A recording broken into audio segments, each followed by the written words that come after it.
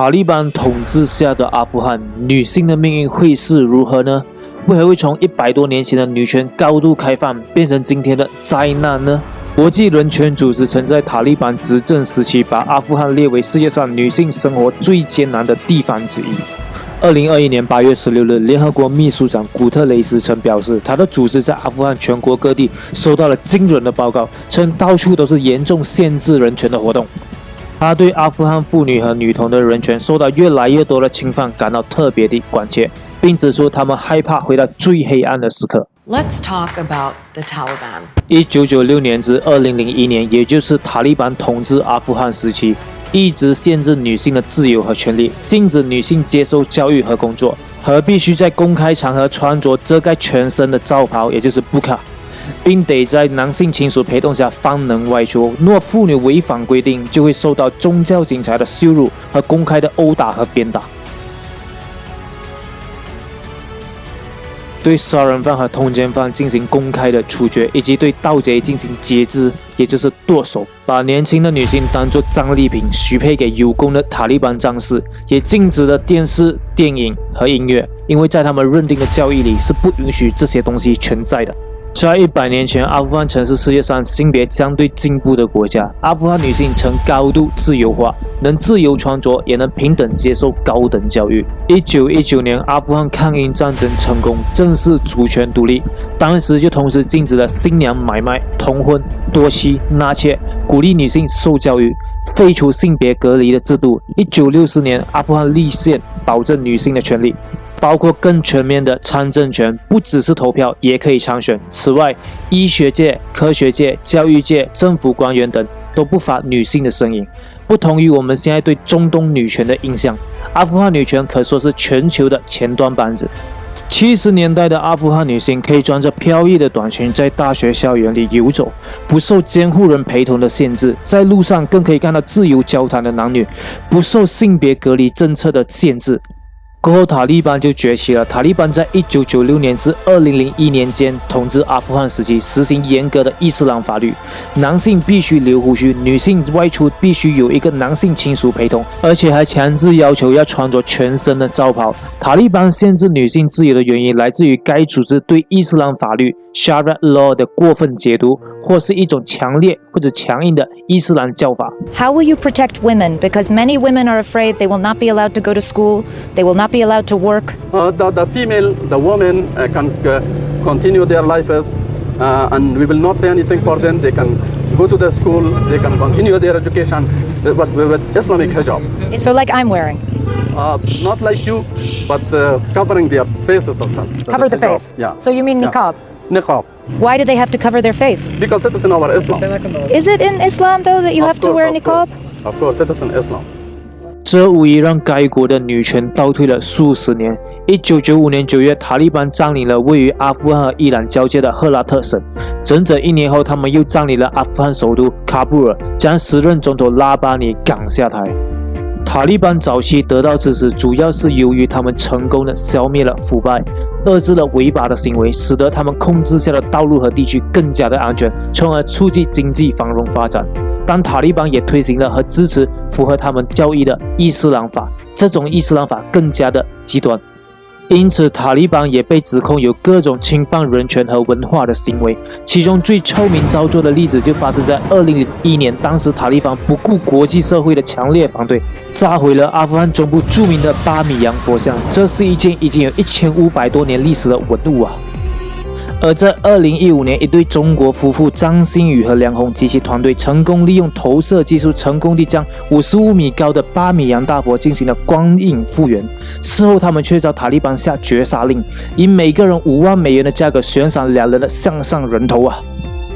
怕有这么微弱的一丝光能够照进巴米扬，能够照亮大佛，我觉得至少能够告诉我们，这个世界上还有这么一块美丽的地方。而且还有这么悠久的历史和文化的存在，我们也希望能够通过这种光影技术，能够向历史和文化去致敬。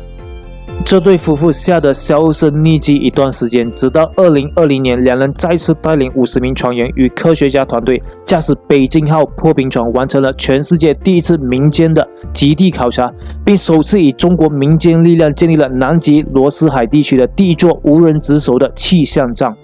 Mr. Biden, you did this, you planned this, you made the deal with the Taliban. This is the consequences of it. Hello， 大家好，我是尼克斯，一个专注于提供国际知识的频道。如果你还没有订阅的话，现在是时候订阅了，我会每周更新哟。上一期我们也谈到了新加坡和马来是准军事同盟，任何一方受攻击都有可能触发集体安全防卫。如果你还没有看的话，请按上面的链接去看呗，或等下来到我的频道找也行。现在呢，就让我们谈谈阿富汗女性的命运呗。美国入侵阿富汗20年，为阿富汗的女权历史翻了牌。虽说入侵是非正义之举，但却在这20年中，主要城市的女性处境大幅的提升。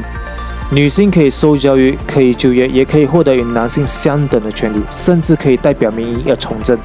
2012年，阿富汗女性国会议员就达到了 27.6%， 有69名女性国会议员。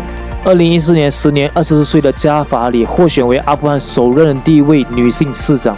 美国投资了7.8亿美元促进女性的权利。当塔利班攻进首都喀布尔时，世上应该没有人会比阿富汗女性还要绝望，因为这意味着他们过去20年为了女权所花费的心血将化为乌有。外界估计，塔利班现在的人数是2001年被赶下台之后的最高水平。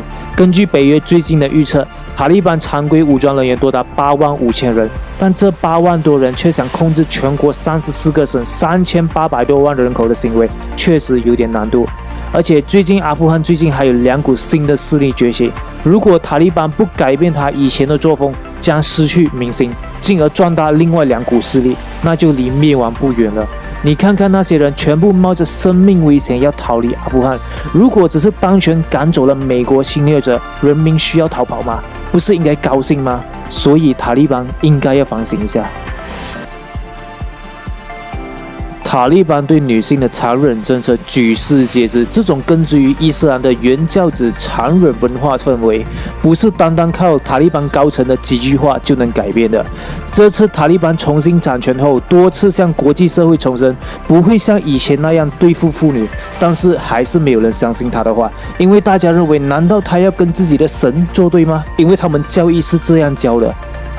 2021年8月25日，塔利班发言人还敦促阿富汗妇女老老实实待在家里，没事不要外出，因为塔利班的战士还没有接受过要尊重女性的训练。话说这种东西还要训练的吗？不是天生就会的吗？所以你能理解在塔利班之下的阿富汗妇女的苦吗？他们的士兵还没有经过训练，要好好对待女生。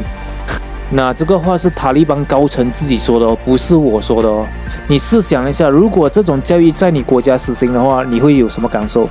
印尼作为全球最大的穆斯林国家，人口达2亿7千多万人，都不实行这种极端版的教育。它最多也是曾经禁止那些非处女不能参军，和曾经提议非处女不能从高中毕业。但这些东西已经被废除了的，从来就没有限制过女性的自由和穿着自由，最多也是戴个头巾，但是他们的头巾不像塔利班那种只剩下眼睛而已。所以单凭这区的几万人的塔利班就认为他们的伊斯兰教义是对的吗？用这种方式在管理他们国家的人民，放眼全世界穆斯林国家，也没有哪一个国家像塔利班，除了那些战乱的有恐怖分子 IS 那种我就不敢讲，可能有这种教义啊。所以他是在打脸印尼、马来西亚、文莱、土耳其等这些先进的穆斯林国家嘛，认为这些国家不够虔诚，不比塔利班还要虔诚啊。可他们和塔利班一样都是逊尼派的穆斯林呀，所以到底谁才是正宗呢？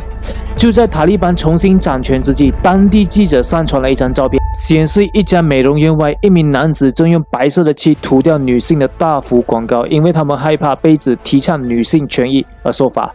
而一些电视频道已经不让女性出镜了，甚至用讨论伊斯兰神学的节目取代了其他的电视节目。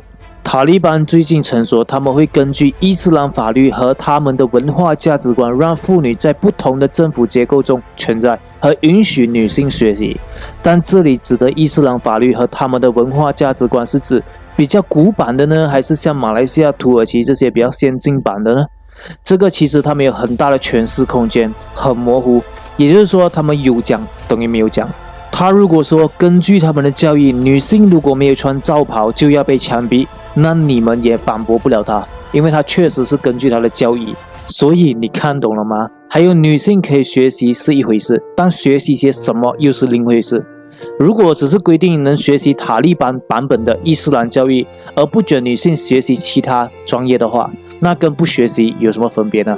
女性天生在某些方面就比男生更具优势，比如在 account、心理学、外语、师范类等，因为他们比较细心。但如果剥夺了他们的权利，让男生去填补这个空缺，那原本需要男性劳动力的工作，比如基建、技术工领域等，他们就会面对劳动力不足。阿富汗人口女性占约 48.3%， 有1900多万人。如果不给予正规的教育，不给予工作，那阿富汗会有很大比例的劳动力将消失，这对经济来说将是毁灭性的打击吧？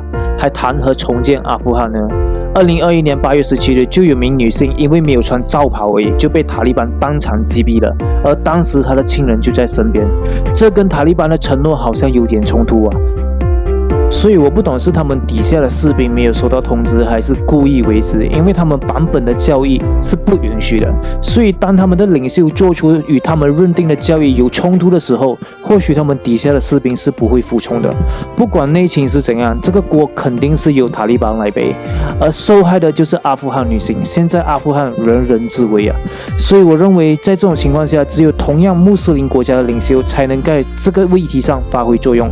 非穆斯林领袖讲的话，或许他们不会听，因为他们觉得你根本不懂伊斯兰，所以你不要再被指指点点的。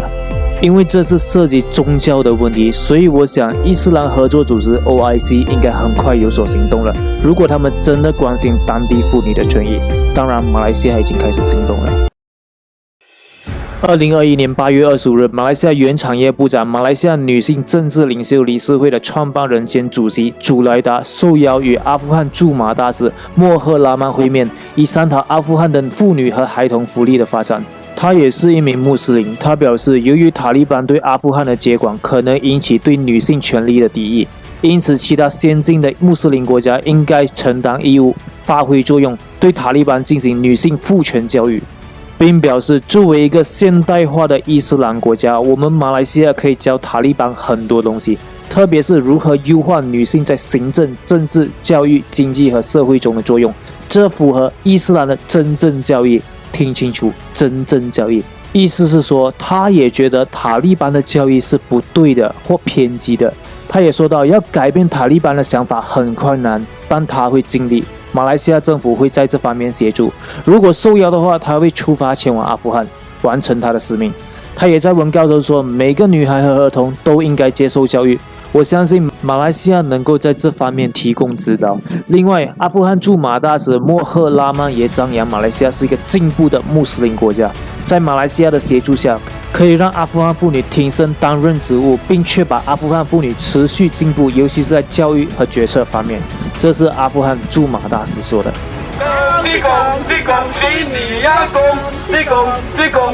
如果你问我塔利班他爱他的国家吗？答案是当然爱，比起那位逃跑的傀儡总统好多了。塔利班自美国人入侵阿富汗后一直战斗到现在，直至把美军和他扶持起来的傀儡政权推翻。只是他的教义这个真的要改，不然得不到民心啊！你看那么多人玩机场跑要逃走，他的教义还停留在古代。那时候的作者或许是依据那个时候的时代和背景所设计的，比如剁手和死刑等。这个怎么可能用在今天的社会呢？或是塔利班自己对该教育的过分解释或者是篡改？这个我给不了答案，这个只有他们自己知道。所以他们应该向马来西亚、土耳其等这些比较先进的伊斯兰国家学习啊。因为现在连联合国也在关注此事，德国就曾表示，如果女性权利不受到保障的话，德国是不会承认这个政权的，因为这个已经不算是内政了，是关于人权的问题，国际社会都有责任。在马来西亚，女性甚至可以当副首相。同样是逊尼派的穆斯林国家，为什么塔利班跟马来西亚不一样呢？在马来西亚只有种族歧视，没有性别歧视啊，我们还是很 gentleman 的。你觉得呢？欢迎在下面留言，让我们一起交流吧。好，我今天就分享到这。喜欢的话，欢迎你订阅、按赞、开你的小铃铛，还有分享，我会每周更新哦。